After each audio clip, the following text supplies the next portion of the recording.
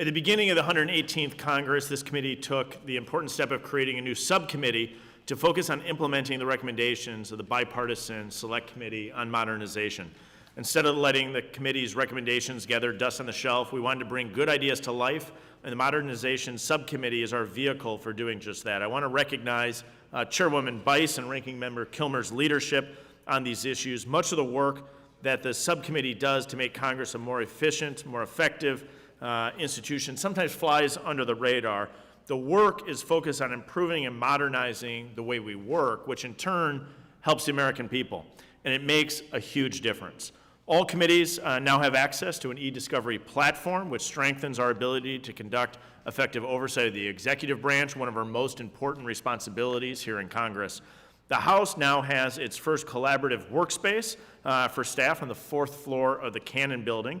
The Capitol switchboard has finally been updated to provide offices with caller ID data, which enhances security and improves constituent services. And the AOC will soon be breaking ground on a new centrally located drop-off pickup zone for visitors with disabilities. These are just a few of the many wins the Modernization Subcommittee has achieved under Representative Bice and Representative Kilmer's leadership. And we all know there's a lot more to come.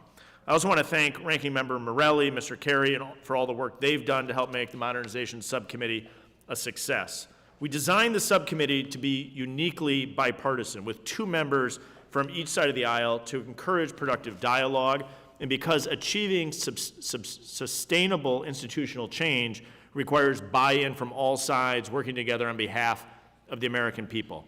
Today we're marking up 2 bills reported favorably out of the Modernization Subcommittee, and I'll take a moment just to note that I think I'm the first chair of this committee to say that in 31 years. It's been that long since a subcommittee of the Committee on House Administrations held a markup and reported bills to the full committee. So again, we thank you, Chair Bice.